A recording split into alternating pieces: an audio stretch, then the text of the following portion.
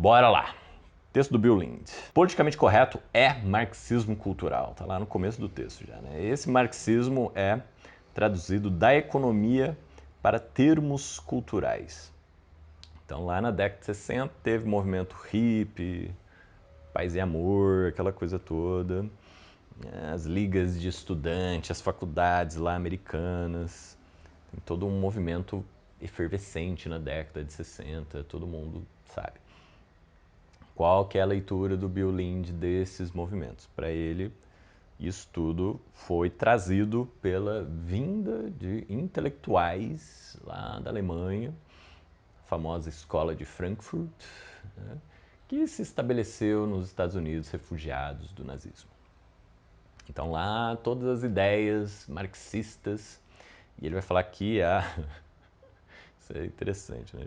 Que a teoria crítica, que a escola de Frankfurt foi patrocinada por um ricaço alemão. Isso aí é muito divertido. Porque tal de Felix Weil, né? Ele fala assim, ó, o Felix Weil era um ricão lá, marxista, que não tinha o que fazer da vida e falou, cara, eu vou financiar um think tank aqui na Alemanha. Imitando, ficou com inveja dos americanos, né? Porque lá tem um monte de think tank lá. O que é think tank, né, Paulo? Provavelmente é o lugar que fermentou esse artigo aqui do Bill Lind. Né? Então, provavelmente, né? Ou seja, eu acho que é uma máquina de construção ideológica ali da direita americana, né? Ou seja, é uma merda, né? E eu acho que, né, a direita vai criando essas ideias e isso brota, fermenta, entra em metástase aí, né? E eu acho que as pessoas não entendem, né, o impacto desses núcleos de pensadores malucos aí da extrema direita, né? Steve Bannon, por aí vai, né? Então, na cabeça desse cara, o movimento hippie, década de 60, foi consequência direta da escola de Frankfurt, lá nos Estados Unidos, e da disseminação dessas ideias culturalmente marxistas. Aí entra pânico moral, aí entra o que é mais? Medo do comunismo, toda aquela coisa, né? Que vai jogar com paranoia, medo da população e por aí vai, né? Olha que samba, né? A gente está percebendo aqui. Então ele vai lá, ele vai separar alguns termos, né? Ele vai pôr em 4, se eu não me engano, 4 partes, né? A primeira parte é uma ideologia totalitária. A história de nossa cultura é a história da opressão das mulheres, ele vai falar, né? Olha como a esquerda joga isso pra gente. Ele fala, desde que a realidade contradiz isso, a realidade deve ser proibida. Né? As pessoas devem ser forçadas a viverem uma mentira. Então, na cabeça dele, né, a realidade mostra que a mulher não é tão oprimida assim. Né? Tem um monte de mulher feliz aí, né? Tem um monte de mulher satisfeita, legal. Isso me lembra, né, uma vez eu estava vendo um vídeo daquele deputado que foi cassado lá na Câmara do Rio de Janeiro, né? E ele chegava na rua e falava entrevistava meninas, né, garotas, e ele falava assim, você, né, o que você acha da cultura do estupro? Né, então, a menina ficava meio, né, não, cultura do estupro, porque, né, sei lá, os homens falam que, né, a mulher, ela recebe provocação na rua, ela é assediada porque ela tá vestindo saia, aquela coisa toda, mas que o problema são os homens e essa cultura do estupro. E aí ele fala assim, você acha que eu quero te estuprar? Manda assim pra menina, né? E aí a menina fica meio sem graça, né? Não, né? Provavelmente ela vai responder isso, né? E ele chega na rua e pergunta pra um cara que tá passando. Tipo assim, você quer estuprar essa menina, né? Essa garota? E aí o cara fala, não, tá doido, né? Não, nem tá, né? Que loucura, que isso. Então ele vai fazendo esse tipo de contraposição. Né? Ele vai dizendo assim, cara, se eu não quero te estuprar, o João ali das couves que tá passando não quer te estuprar, olha lá, né? A realidade. Né? A realidade é outra. Né? Então, a cultura do estupro é uma ideologia que está plantada na sua cabeça. Né? Não tem a ver com a realidade. Perguntas básicas quem em sã consciência vai chegar numa entrevista e falar, não, de fato eu quero estuprar essa menina. Né? e qual estuprador. Recentemente eu vi um vídeo assim também, né? A mulher falando, olha, estuprador não tem cara de estuprador, né? Assim, ele é uma pessoa que está na família, às vezes, né? Uma pessoa que é admirada, uma pessoa que é querida, às vezes. Mas a pessoa vai lá e faz isso, né? Então isso é um crime, né? Isso não é uma coisa que as pessoas admitam, não é uma coisa que as pessoas chegam, né? Tô louco para estuprar aquela menina. Quantas vezes já ouviu isso, né? Numa conversa. Então, uma abordagem forçadaça, né? Mas aqui o Bill Lind vai usar essa estratégia, né?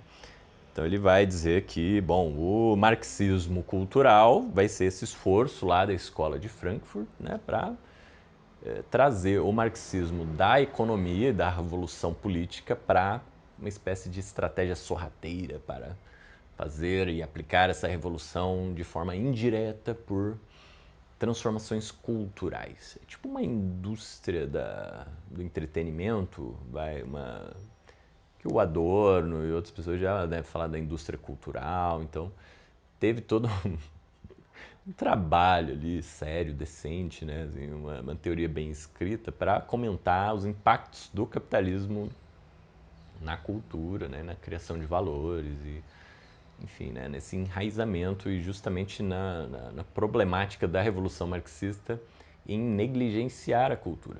Né? E aí esse Bill Lind saca isso e vai mandar brasa, né? Ele vai fazer uma espécie de contramovimento justamente usando essa ideia. Né? Então, assim, ele vai falar, olha, né, tem aí uma forçação de barra, porque a realidade não tem a ver com o que eles estão falando. Eu acredito que a teoria crítica vai justamente na realidade, né? Vai justamente tentar trazer a teoria para a realidade. Uma primeira inversão. Segunda inversão, né? A explicação do único fator, né? Então ele fala que o marxismo ele explica tudo através dos meios de produção, da maneira como se organiza o capital centralizadamente em torno dos meios de produção. Né? Então ele fala que o Marx, ele, de certa forma, tem essa ideia de centralizar as coisas, explicar tudo através de um único fator. E ele vai falar que o marxismo ali, cultural, então, vai fazer isso através da ideia de poder. E a partir daí tudo se torna uma espécie de hierarquia de poder, de submissão e de subjugação das minorias, da sociedade, das pessoas. Né?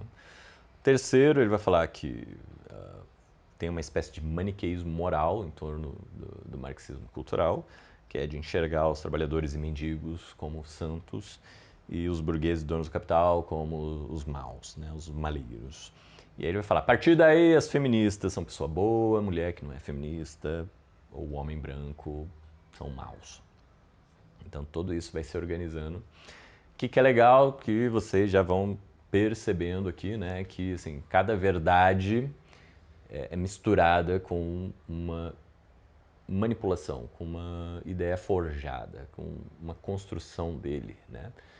Então ele faz um sanduíche, né? Assim, de ideias que são válidas, que são interessantes. Vamos dizer, tem um fundo de verdade, né, nessas críticas. Eu entendo que, né, de certa forma, existe sim uma forçação teórica. Né? Existe uma tentativa de generalizar as coisas, mas isso é na cultura ocidental toda. Né? Totalitária, né? Eu acho que a esquerda e a direita têm muita coisa de totalitarismo. E esse maniqueísmo moral eu acredito que tem sim na esquerda.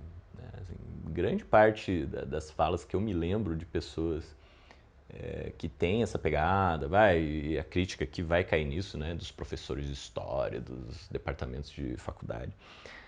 Tem no coração dessas pessoas que falam uma certa utopia que me parece muito messiânica, né, muito, né, as boas novas, né, como se a esquerda fosse salvar o planeta do capitalismo. Então, a partir daí, quem se coloca contra esse sistema é bom, naturalmente, automaticamente. Né? Mas daí, o que ele vai misturar isso com, né, uma generalização, né? Como se isso fosse uma construção que visasse destruir ou invalidar a posição das pessoas que seguem o barco, né? Que estão de acordo e que são conservadoras. Expropriação, né? Ele vai falar o ponto 4 aqui, né? Ele vai falar das medidas afirmativas, né? Como as cotas. como uma espécie de expropriação que foi feita lá na União Soviética, quando teve a Revolução de Outubro e tudo mais. Ou seja, os comunistas eles querem a propriedade privada, então eles expropriam. Né? Já que eles não conseguiram aqui nos Estados Unidos, eles vão expropriar as vagas das universidades. Né? Então aquela pessoa branca que estudou, tadinha, né? Ela vai ser expropriada de sua vaga porque o marxismo cultural está chegando, né? E está né? Tá pegando aquela vaga para eles, né? Olha só. Então olha que interessante, né? Tipo, eles pegam ideias que são da esquerda, digamos assim, né? Que é a revolução, que é tomar os meios de produção, que é expropriar o burguês e aquela coisa toda, e usa isso e joga isso num contexto que não tem nada a ver, que é as medidas afirmativas. Então ele vai começar a falar do Marcuse, do Adorno, né? Eu acho legal do Marcuse que ele pega e fala Make Love Not War, né? Naquela época que tinha a luta contra o Vietnã. Tipo, eu fico pensando, cara, como se o Vietnã fosse uma guerra bacanésima, né? Assim, né? Então, ou seja, se teve um movimento contra, que maravilha, eu penso, né? Mas aí o cara vai usar isso para dizer que tem, né, toda essa ideia paranoica de manipulação das massas e tudo mais, para fazer as pessoas aceitarem. Então, para esse Bill Lynch, o Marcuse ele vai transformar o Marx em algo cultural usando Freud. Aqui, combo bacanésimo, né? Eu achei muito legal, me deu vontade de ler o Marcuse depois de ler esse artigo. Eu acho que para quem está interessado, principalmente os colegas aí que estão debatendo política, e estão aí pensando na questão da minoria, o Ciro Gomes toda hora ele fala, né, que isso é uma arapuca, né, para ficar falando das minorias e tudo mais. Isso no último vídeo eu já comentei, né, tipo assim, gente, isso é uma luta válida, isso é uma violência real, isso de fato está na realidade, né, ao contrário do que o Bill Lynch fala aqui. Claro que, né, de novo, né, tem pessoas que não estão querendo oprimir ninguém aí. E estão de acordo, estão trabalhando, estão querendo ganhar seu dinheiro. É claro, né? Aqui eu não vou ser louco de falar que essa pessoa, não, ela é um pau mandado, um capitão do mato do capitalismo e do burguês e etc. Ou seja, a gente não pode ficar caricaturando todos os lados, isso não gera nada, né? Assim, não cria nada.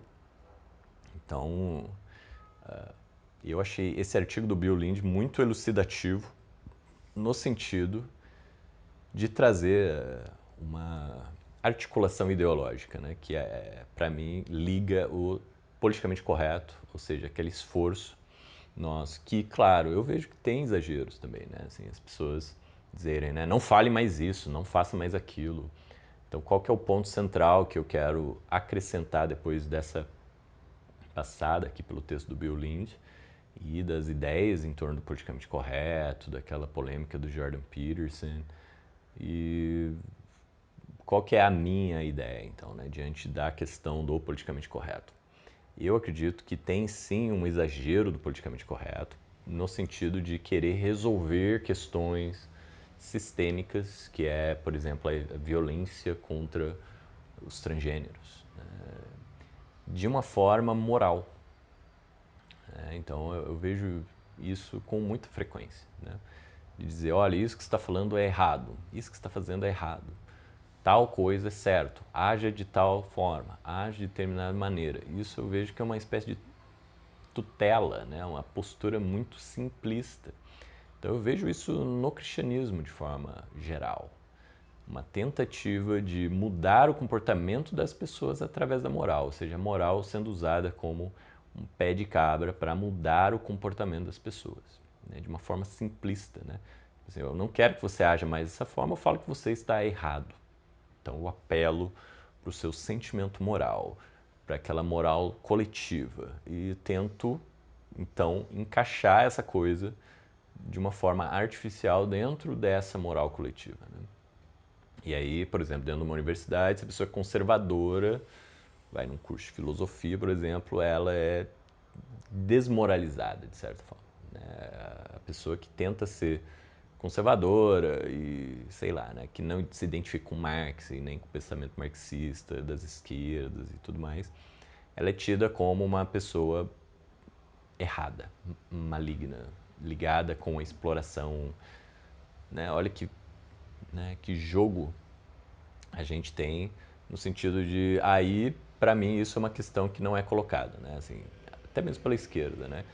Que é tentar aplicar a revolução, vamos dizer, marxista, ou sei lá, né? A revolução de desapropriar os poderosos de plantão e as injustiças sociais que estão diariamente nos afetando através da moralidade. Entendeu? Então, esse meio, né, que eu acho que está com um problema. A ideia é boa, né? A ideia eu acho que é legal. Eu não me oponho a mudanças gramaticais, a revisão de termos. Estou lendo sobre miscigenação, estou vendo sobre as origens daqueles termos, né? Negro, mulato. Acho essa uma história interessantíssima. Mas, entende? Quando a pessoa traz isso no YouTube e fala assim, tá, a partir de agora você não pode mais usar o termo mulato. Então, eu acho que isso é desnecessário, né? Porque quem se interessa por isso são pessoas que estão tentando mudar. São pessoas que estão querendo já agir de formas diferentes, que não quer mais reproduzir estruturas de violência social, de raça e de preconceito.